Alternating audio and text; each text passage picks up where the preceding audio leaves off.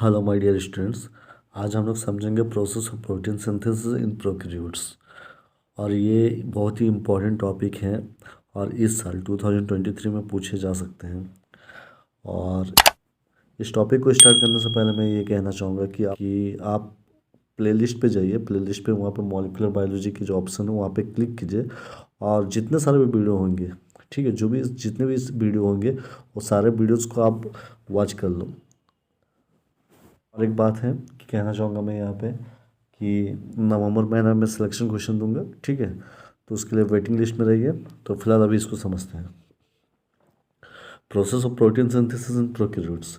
आपको अच्छी तरह से पता है कि ये हमारी डीएनए है और इस डीएनए से जब एमआरएनए बनते हैं, ठीक है, इस प्रोसेस को हम लोग कहते हैं ट्रांसक्रिप्शन। ट्रांसक्रिप्शन। और जब एमआरएनए से जब प्रोटीन बनता है तो उसे हम कहेंगे ट्रांसलेशन, ठीक है। अब पूरी प्रोसेस को हम लोग क्या कहते हैं? सेंट्रल डोग्मा कहते हैं। पूरी प्रोसेस को हम कहेंगे सेंट्रल डोग्मा। तो ये आपको याद रखनी होंगी। मैंने कहा कि प्रोटीन का बनना होता है, ठीक है, एमआरएनए से प्रोटीन का बनना होता है, उसको हम लोग ट्रांसलेशन कहते हैं। और आपको पता जो राइबोसोम होते हैं, चाहे वो साइटोप्लाज्म में हो या चाहे वो एंडोप्लाज्मिक रेटिकुलम में हो, वो क्या है, वही जो होते हैं जो सिंथेसाइज करते हैं, मतलब बनाते हैं प्रोटीन को, ठीक है ना। अब प्रोटीन तभी बनेगा जब ट्रांसक्रिप्शन हो पाएगा, ठीक है। तो कहने का मतलब यहाँ पे ट्रांसलेशन तब तक नहीं हो पाएगा जब तक ट्रांसक्रिप्शन नहीं होगा, ठीक है। तो इस बात को ध्यान रखना बहुत ज़रूरी है। तो यहाँ पे देखिए, अब यहाँ पे देखिए, ये डीएनए है, डीएनए से एमआरएनए का बनना, इनको हम लोग क्या कहेंगे? इनको कहेंगे ट्रांसक्रिप्शन, ठीक है। इस एमआरएनए से क्या बना? प्रोटीन बना, तो इसको हम लोग कहेंगे ट्रांसलेशन, ओके। तो अब ये जो ट्रांसलेशन है, मतलब जो प्रोटीन का बनना होता है, प्रोटीन सिंथेसिस की बात हो, वो कौन कौन से स्टेप्स हैं जिनको होके गुजरना पड़ेगा तब जाकर प्रोटीन सिंथेसिस हो पाएगी। तो पहला जो होता है स्टेप जो होंगे वो होंगे that is activation of amino acid. Amino acid का एक्टिवेशन होना, ठीक है। फर्स्ट जो स्टेप है ये बहुत इंपॉर्टेंट स्टेप होता है, that is activation of amino acid. तो एमिनो एसिड का एक्टिवेशन किस तरह से होंगे? तो यहाँ पे आप सीधे देखिए क्या होता है कि एमिनो एसिड क्या होगा, उनके साथ वो एटीपी के साथ रिएक्ट करेंगे in the presence of enzyme, जिसको हम एक्टिवेटिंग एंजाइम कहते हैं। और वो एक्टिवेटिंग एंजाइम कौन होता है? एमिनो एसिड टीआरएनए सिंथेडेज, ठीक है। और साथ में क्या होता है? मैग्नीशियम आयन की जरूरत पड़ती है, तब जाकर ये बनाते हैं यहाँ पे amino acid AMP enzyme complex बनाते हैं, ठीक है। तो ये जो होंगे ये बनाएंगे amino acid AMP enzyme complex. यहाँ पे प्लस की जगह यहाँ पे हाइफन दे, मतलब यहाँ पे प्लस मत दीजिएगा, ऐसे आप इसकी जगह पे इस तरह से डैश कर दीजिए, ठीक है, या हाइफन दे दीजिए। और साथ में यहाँ पे क्या होता है? पीपीआई, मतलब इनऑर्गेनिक पायरोफॉस्फेट जो होता है वो बाहर आ जाता है यहाँ पे, ठीक है। मतलब आपने देखा यहाँ पे कि जब एमिनो एसिड क्या होता है, रिएक्ट करते हैं एटीपी के साथ, तो वो बनाते हैं एमिनो एसिड एएमपी, है ना, एंजाइम कॉम्प्लेक्स बनाएंगे, साथ में पायरोफॉस्फेट जो होता है वो बाहर यहाँ पे रिलीज हो जाते हैं। और यहाँ पे जो बने हैं that is amino acid AMP enzyme complex जो होंगे, जो बनते हैं यहाँ पे आपको जो दिख रहे हैं, ठीक है, तो वो जो होंगे एंजाइम कॉम्प्लेक्स होंगे यहाँ पे, ठीक है, एएमपी एंजाइम कॉम्प्लेक्स। तो इससे मतलब ये जो बनते हैं, मतलब जो बने, ठीक है, वो किसके द्वारा बने? बेसिकली एक एंजाइम के द्वारा जिसका नाम है सिंथेडेज, ठीक है, इनके प्रेजेंस में होते हैं। और एक बात यहाँ पे है, कही गई है कि जो कॉम्प्लेक्स तैयार हुआ यहाँ पे amino acid AMP enzyme complex, ये जो तैयार हुए हैं, ठीक है, इन्हीं को हम लोग कहेंगे, इन्हीं को हम कहते हैं एक्टिवेटेड एमिनो एसिड कहते हैं, ठीक है। मतलब amino acid AMP enzyme complex को कहेंगे एक्टिवेटेड एमिनो एसिड। तो इस तरह से हमने देखा कि एमिनो एसिड जो होता है उनका एक्टिवेशन होता है। फर्स्ट स्टेप ये होता है, ठीक है। सेकेंड स्टेप पे जाते हैं जो कि हमारा है चार्जिंग ऑफ टीआरएनए। हमने देखा यहाँ पे amino acid AMP enzyme complex जो हमको मिले थे, ठीक है, इनके साथ हमको क्या करना है, टीआरएनए को ज्वाइन कर देना, मतलब मिला देना है। तो इससे क्या होगा, हमको साथ में यहाँ पे एमिनो एसाइल टीआरएनए सिंथेटेज, ठीक है, एमिनो एसाइल टीआरएनए सिंथेटेज, ये प्लस नहीं होगी यहाँ पे। और इनके प्रेजेंस में जब हम ट्रीट करते हैं तो हमको क्या देखने को मिलते हैं, यहाँ पे टीआरएनए एमिनो एसिड कॉम्प्लेक्स तैयार हो रहे हैं यहाँ पे, साथ में एएमपी और एंजाइम जो होते हैं वो बाहर देखने को मिलते हैं, ठीक है। यहाँ पे भी हाइफन दीजिए। तो ये रहा आपका बेसिकली जो रिएक्शन यहाँ पे हो रहे हैं। तो क्या कहते हैं यहाँ पे बेसिकली चार्जिंग ऑफ टीआरएनए में कि amino acid AMP enzyme complex जब जुड़ते हैं, ठीक है, किसके साथ, टीआरएनए के साथ, ठीक है, तो वो क्या करेंगे, इन द प्रेजेंस ऑफ एक एंजाइम यहाँ पे वर्क करते हैं, एमिनो एसाइल टीआरएनए सिंथेटेज, ये एक एंजाइम है, इनके मदद से तो ये क्या करते हैं, ये तैयार करते हैं टीआरएनए एमिनो एसिड, ठीक है, कॉम्प्लेक्स बनाते हैं। और साथ में जो एंजाइम होते हैं और जो एएमपी होते हैं वो बाहर रिलीज हो जाते हैं। और ये जो टीआरएनए एमिनो एसिड कॉम्प्लेक्स, इनको हम कहेंगे चार्ज टीआरएनए, ठीक है, जो हमको यहाँ पे मिले tRNA amino acid AMP complex, ठीक है, इन्हीं को हम क्या कहेंगे, इन्हीं को हम कहेंगे चार्ज्ड टीआरएनए कहेंगे। ओके, तो समझो यहाँ पे कि एक टीआरएनए है, दिस इज़ द टीआरएनए, ठीक है। तो ये जो टीआरएनए है यहाँ पे, इस टीआरएनए को हम चार्ज टीआरएनए कब कहेंगे, जब यहाँ पे एक एमिनो एसिड यहाँ पे जुड़ते हैं, ठीक है।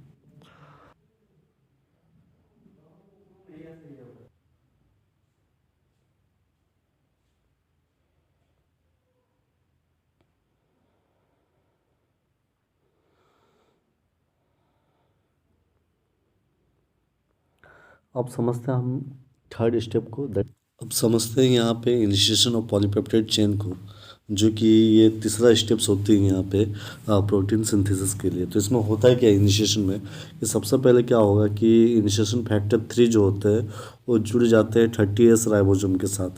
उसके बाद क्या होंगे कि जो mRNA होते हैं वो जुड़ जाते हैं 30S राइबोसोमाल सब यूनिट के साथ।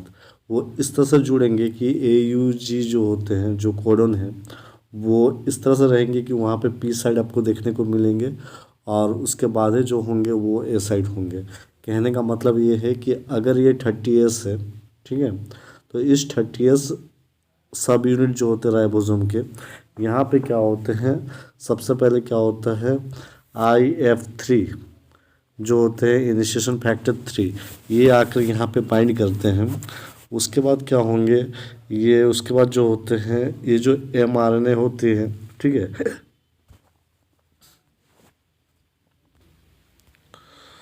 वो mRNA यहाँ पे बाइंड करते हैं, मतलब ये वाली mRNA हुआ यहाँ पे 30S है, ठीक है।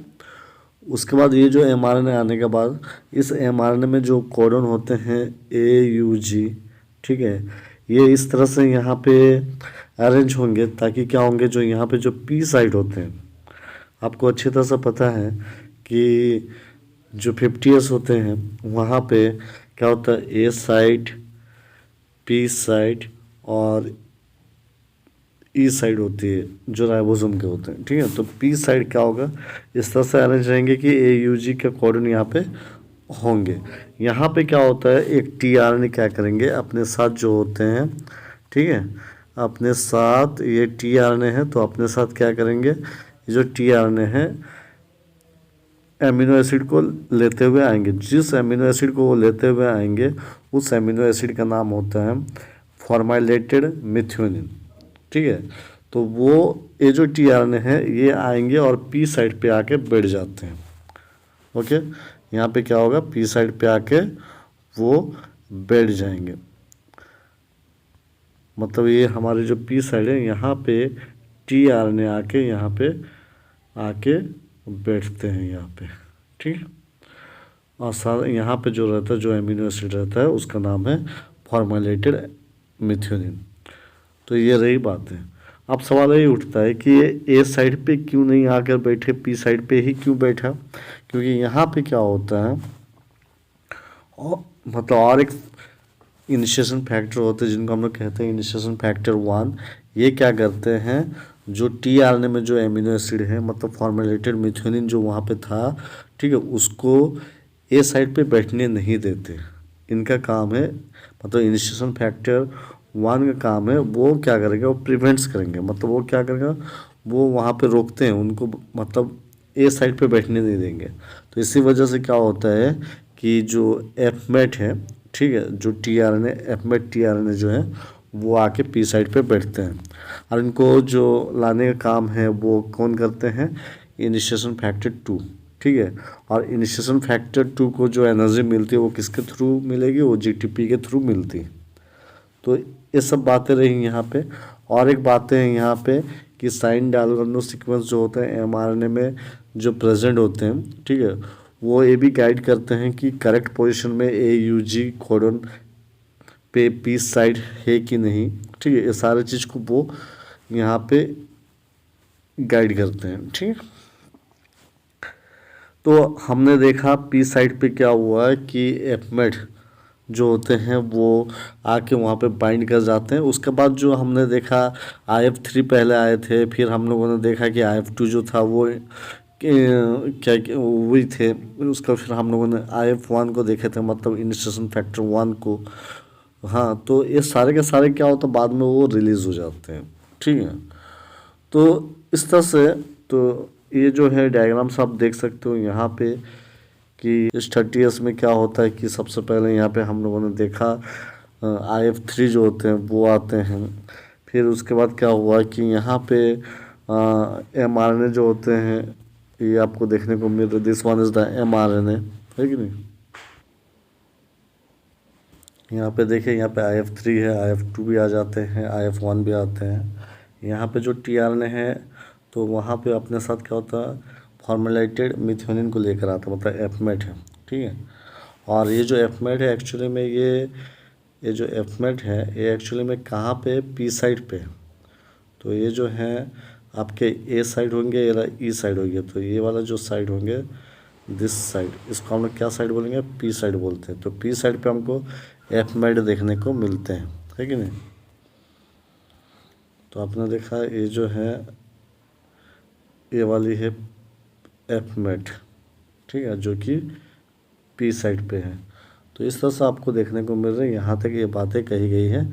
बाद में ये सारे जो फैक्टर होते हैं, इनिशिएशन फैक्टर 1, 2 एंड 3 जो होते हैं वो रिलीज हो जाते हैं, ठीक है। ये रही बातें about initiation of polypeptide chain synthesis, ठीक है। अब जो नेक्स्ट जो चौथा नंबर में है वो है elongation of polypeptide chain, polypeptide chain का एलोंगेशन होना। अब होता है क्या, हम लोगों ने देखा कि सबसे पहले जो फॉर्मुलेटेड मिथ्योनिन जो एक टीआरएनए जो होते हैं जब अपने साथ एक एमिनो एसिड को लेकर आते हैं, तो वो जो होते हैं, जो राइबोसोम है उस राइबोसोम के पी साइड पे आके बाइंड करते हैं, है कि नहीं। मतलब ये वाली जो साइड है पी साइड पे यहाँ पे। तो बाकी जो ए साइड है तो यहाँ पे क्या होता है, और एक जो होंगे जो टीआरएनए जो होंगे अपने साथ क्या होंगे, एक एमिनो एसिड को लेते हुए आएंगे, ठीक है। ये आकर यहाँ पे बैठेंगे, ओके। तो इस तरह से क्या होता है कि इनकी जो मैकेनिज़्म है यहाँ पे ये कही गई कि सेकेंड टीआरएनए जो, पहले तो आपने देखा है कि फर्स्ट टीआरएनए जो थे उसने फॉर्मुलेटेड मिथ्योनिन को लेकर आए। सेकेंड जो होंगे वो और एक एमिनो एसिड को लेते हुए आएंगे जो कि ए साइड पे बैठेंगे। और ये जो बाइंडिंग होता है इसको फैसिलिटेट करने के लिए कौन रहते हैं, EF TU। और इनको यूटिलाइज करना होता है GTP के द्वारा। जब GTP हाइड्रोलाइसिस होती है, मतलब हाइड्रोलाइज होते हैं, तो वैसे केस में क्या होगा, EF TU जो होंगे वो तो है ही है, साथ में वहाँ पे GTP कन्वर्ट होकर GDP बन जाते हैं। तो इस तरह से आपको एक EFTS का साइकिल पे ये एंटर करते हुए आपको दिखेंगे, मतलब EFTU-GDP। नेक्स्ट यहाँ पे क्या होती है, पेप्टाइड बॉन्ड का फॉर्मेशन होगा। मतलब जैसे जैसे पी साइड पे tRNA अपने साथ एमिनो एसिड को जब लेकर आ रहे हैं यहाँ पे, ठीक है, वो दैट इज़ फॉर्मेलाइटेड मिथोनिन, ठीक है। तो होता है क्या है, इनकी जो मतलब यहाँ पे ये एक tRNA है, ठीक है। तो ये tRNA क्या हुआ कि आपने देखा ये पी साइड पे बैठे हुए हैं जहाँ पे ये एक फॉर्मेलाइटेड मिथोनिन है, ठीक है। इसके बाद क्या होते हैं कि ये चले जाएंगे, ये थी हमारी पी साइड पे, ठीक है। अब होता है क्या, यहाँ पे 3 साइड है, हमको पता है। एक होता है ए साइड, एक होती है पी साइड, और एक होता है एग्जिट साइड जो कि ई साइड होती है। अब ये जो मतलब ये जो आपने देखा tRNA, ये यहाँ पे आ जाएंगे ई साइड पे। ये यहाँ से इस तरह से मूव करेंगे। अब नेक्स्ट जो tRNA होंगे, वो tRNA जो होंगे अपने साथ एमिनो एसिड को लेकर यहाँ पे बैठेंगे ए साइड पे, है कि नहीं। ए साइड पे क्या होंगे, ये बैठेंगे। अब ये जो पी साइड पे जो tRNA है वो क्या होगा, मूव कर जाएंगे ई साइड को, ठीक है। तो ए साइड वाले जो होंगे वो आ जाएंगे यहाँ पे पी साइड पे। ये तब होगा जब राइबोसोम जो होंगे वो जैसे जैसे खसकते हुए जाएगा वैसा वैसा ये सिलसिला चलते रहती है। लास्ट में इस तरह से होंगे कि आपको, आप देखोगे कि फाइनली आपको ये देखने को मिलेंगे,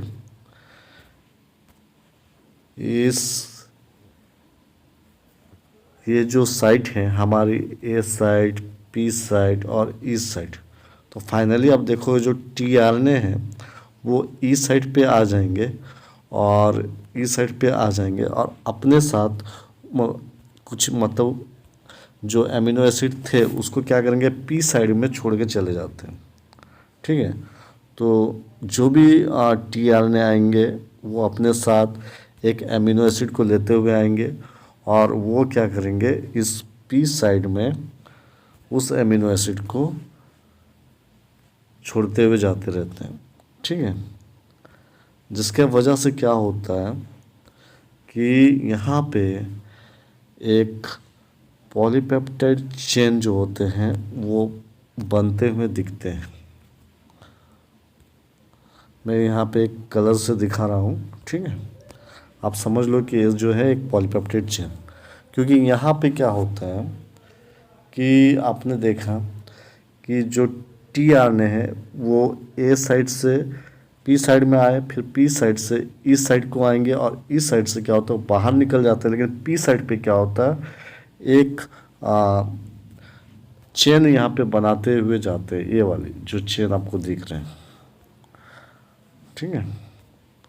ये जो दिख रहे हैं, ये जो चेन आपको दिख रहे हैं, दिस इज़ द, इसी को हम लोग बोल रहे हैं एक तरह मतलब एक पॉलीपेप्टाइड का फॉर्मेशन यहाँ पे करते हैं, पेप्टाइड बॉन्ड का फॉर्मेशन यहाँ पे हो जाता है, ठीक है।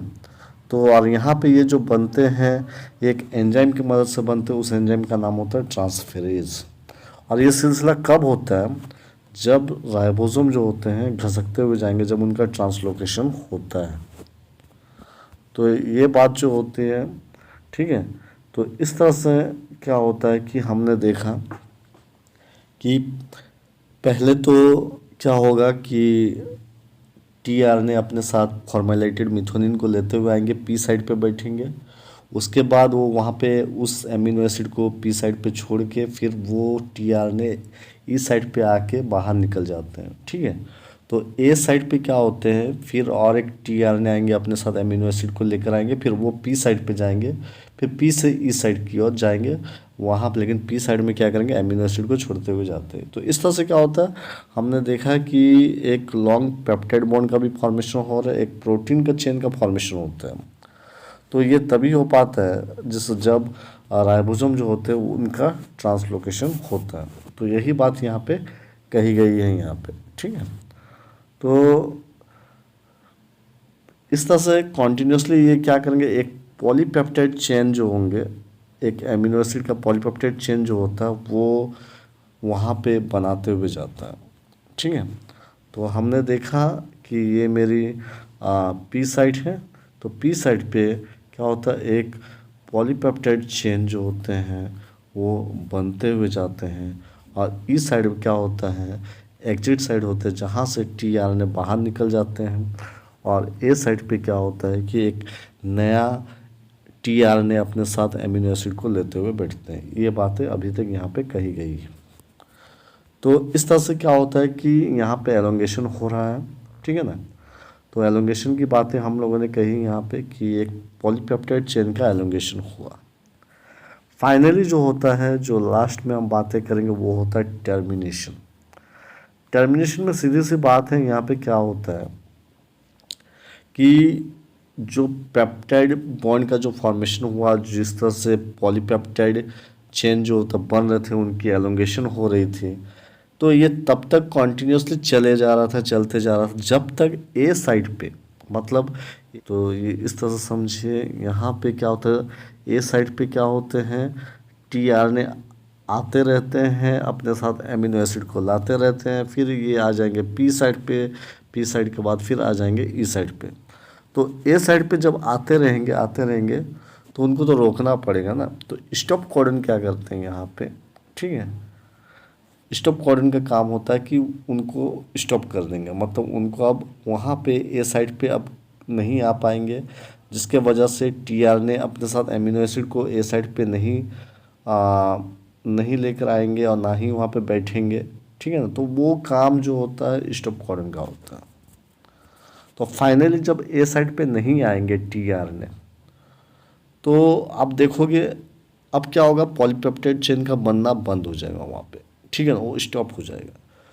तो यहाँ पे स्टॉप कोडन जो होते हैं, एक तरह का वहाँ पे आप बोल सकते हैं, the stop codon are recognize by next protein, जिसको हम लोग कहते हैं रिलीजिंग फैक्टर, है ना। रिलीज फैक्टर बोल सकते हो या रिलीजिंग फैक्टर बोल सकते हो। वो रिलीजिंग फैक्टर होता है RF1, RF2, RF3। तो कहने का मतलब जो यहाँ पे स्टॉप कोडन भी वर्क किया अपने साथ, बाद में उसके बाद कुछ प्रोटीन यहाँ पे आते हैं, उस प्रोटीन का नाम होता है RF1, RF2, RF3, जिसको बोलते हैं releasing factor 1, releasing factor 2, releasing factor 3। ये सब यहाँ पे काम करते हैं। ठीक है, ताकि क्या होंगे, आगे जाके स्टॉप हो जाए, आप प्रोटीन अब नहीं बनेंगे, मतलब वहाँ पे वो एक अंतिम समय होती है। ठीक है, टर्मिनेशन की बात हो रही ना। तो RF1 जो होता है रिलीजिंग फैक्टर 1 है, तो मैंने कहा स्टॉप कोडन वहाँ पे आएंगे, मतलब कहना RF1 ही होते हैं जो रिकॉग्नाइज करते हैं UAA को, UAG को। आपको पता है ये सब क्या है, स्टॉप कोडन है। ठीक है, RF2 जो होता है वो रिकॉग्नाइज करते हैं UAA को, UGA को। ठीक है, तो ये सब बातें रही। अब फाइनली क्या होता है कि ये सब आने के बाद यहाँ पे क्या होगा कि जब पेप्टाइड चेन पॉलीपेप्टाइड जब बन जा रहे हैं, ठीक है, बनते हैं, तो फाइनली जो भी यहाँ पे आए रिलीजिंग फैक्टर 1, 2, 3, ये सब बाद में डिसोसिएट हो जाएंगे, मतलब वहाँ से रिलीज हो जाएंगे। बाद में क्या होगा, जो 30S थे यहाँ पे, ठीक है, जो हमने देखा था कि एक mRNA था, यहाँ पे 30S थी, और यहाँ पे जो 50S था, इसी 50S में हम लोगों ने देखे थे, हाँ, कि साइड्स होते हैं, दैट इज़ ए साइड होते हैं, पी साइड होते हैं और ई साइड होते हैं। तो ये बाद में क्या होता है, जब हमारा पेप्टाइड बॉन्ड, मतलब पेप्टाइड चेन बन जाता है, ठीक, पॉलीपेप्टाइड चेन बन जाता है, उसके बाद ये सब के सब जो भी है स्टॉप कोडन और रिलीजिंग फैक्टर सब के सब वहाँ से हट जाते हैं, डिसोसिएट हो जाएगा। लास्ट में 30S और 50S भी क्या होता है, अपने आप से वो अलग हो जाएंगे। ठीक है, एक दूसरे से अलग हो जाते हैं। तो ये बातें यहाँ पे कही गई हैं। तो लास्ट में क्या होते हैं, जो पेप्टाइड चेन था, मतलब जो पॉलीपेप्टाइड चेन, वो वहाँ से रिलीज़ हो जाते हैं। ठीक है, मतलब हमने देखा था कि पी साइड पे एक एमिनो एसिड का सीक्वेंस जुड़ के क्या होता है, एक पॉलीपेप्टाइड चेन बनाते हैं। तो ये भी क्या होता है, अलग हो जाता। तो इस तरह से हम लोगों ने देखा कि प्रोटीन बन गया यहाँ पे। तो प्रोटीन सिंथेसिस कुछ इस तरह से होती है। ठीक है, तो ये सारे स्टेप्स होते हैं जो कि आपको देखने को मिलते हैं। प्रोकैरियोट्स में जो जो स्टेप्स थे मैंने बताए यहाँ पे। तो यहाँ पे आप देख सकते हो, इस डायग्राम के माध्यम से भी आप समझ सकते हो कि यहाँ पे फर्स्ट ऑफ ऑल आप देखो यहाँ पे कि ये इनिशिएशन है, ठीक है। जब tRNA जो होते हैं पी साइड पे आके बैठे, फिर यहाँ पे एलोंगेशन हुआ, ये वाली बात है, ठीक है। पी साइड पे एलोंगेशन हो रहा है, उसके बाद ये जो होते हैं चेन बाहर निकल जाते हैं। अब ये फाइनली टर्मिनेशन हुई है। बाकी जो भी रिलीजिंग फैक्टर थे, रिलीज फैक्टर थे, वो सब के सब बाहर निकल जाते हैं। तो ये थी बेसिकली प्रोटीन का सिंथेसिस होना इन प्रोकैरियोट्स में, जो कि बहुत ही इम्पोर्टेंट टॉपिक है। तो आप इस नोट्स को आप लिख लो, ठीक है। थोड़ी सी बड़ी है नोट्स, लेकिन आप थोड़ी मॉडिफाई करके लिखो इसको। जरूरी नहीं कि सारे डायग्राम बनानी है आपको, ठीक है। जितने सोर्स पे आप अपने भाषा में लिख सकते हो वो उतनी अच्छी बात है यहाँ पे। तो हम जानते हैं कि प्रोकैरियोट्स में जो प्रोटीन सिंथेसिस होती है, ठीक है, वो साइटोप्लाज्म में होते हैं, क्योंकि वहाँ पे राइबोसोम होते हैं। राइबोसोम ही है आगे सिंथेसाइज करते हैं प्रोटीन को, ठीक है ना। आप प्रोटीन सिंथेसिस मतलब ये ट्रांसलेशन की बात हो रही है, तो ट्रांसलेशन तभी हो पाएगा जब ट्रांसक्रिप्शन हुआ होगा। मतलब डीएनए से जब आरएनए बनेंगे, एमआरएनए बनेंगे, मतलब इस प्रोसेस को हम कहते हैं ट्रांसक्रिप्शन, है कि नहीं। ट्रांसक्रिप्शन अगर हुई होगी तब जाकर आगे जाके ट्रांसलेशन होगा, मतलब इस एमआरएनए से प्रोटीन बनेंगे। इस एमआरएनए से क्या बनेंगे? प्रोटीन बनेंगे। तो इस एमआरएनए से प्रोटीन का बनना को हम कहते हैं ट्रांसलेशन, ठीक है, ट्रांसलेशन। आई होप आपको ये बात समझ में आ गई होगी। तो ये एक थोड़ी सी मतलब बहुत बड़ी है नोट्स, लेकिन आप इसको ब्रीफ करके लिखिए, जितना छोटी हो सके आप जितना संक्षेप में लिख पाओगे उतनी अच्छी है, ठीक है। तो जितने सारे वीडियोस हैं, बेसिकली आप देखो यहाँ पे, स्पेशली आप देखोगे प्ले लिस्ट पे, तो सारे के सारे वीडियोस को आप पढ़ लो, समझ लो, ठीक है। तो आपके लिए एग्ज़ाम में बहुत हेल्प करेंगे मेरे वीडियोस, जितने सारे मैंने दिए इस चैनल पे। तो नवंबर महीना में सिलेक्शन क्वेश्चन दे दूंगा, एक वीडियो में बनाऊंगा, ठीक है। आप उस ये बेसिस पे आप लॉन्ग क्वेश्चन को प्रिपेयर कीजिएगा, शॉर्ट क्वेश्चन प्रिपेयर कीजिएगा। मैं आपको फिल इन द ब्लैंक्स भी दे दूंगा। जिस तरह से पिछले साल मीन्स पिछले बार हम लोगों ने पढ़ाई की थी बायोकेमिस्ट्री पे, तो बहुत अच्छी तरह से आप लोगों ने लिखे थे, आप लोग मुझे मेल किए थे। तो उसमें भी बहुत सारा मीन्स क्वेश्चन जो होते सिलेक्शन क्वेश्चन लग गए थे। तो इस साल भी मैं कोशिश कर रहा हूँ आपको सिलेक्शन क्वेश्चन देने का। फिर भी आप अपने तरफ से जितना हो सके कोशिश कीजिए। तो सारे मीन्स नोट्स आप फॉलो कीजिए अच्छी तरह से। मैं सिर्फ उतना ही वीडियोस में दे रहा हूँ, उतना ही जो इम्पोर्टेंस है, जो भी इम्पोर्टेंट है वो सारे क्वेश्चन मैं यहाँ पे अवेलेबल करवा रहा हूँ मैं, उनकी मैं नोट्स दे रहा हूँ मैं। तो आज के लिए इतना ही। तो नेक्स्ट वीडियो के लिए मेरे चैनल पे बने रहिए। बार बार मैं एक ही चीज़ कहूँगा, आप प्लेलिस्ट पे जाइए, मॉलिक्यूलर बायोलॉजी पे वहाँ पे क्लिक कीजिए और सारे वीडियोज़ जो हैं देख लीजिए एक बार। तब तक के लिए थैंक यू।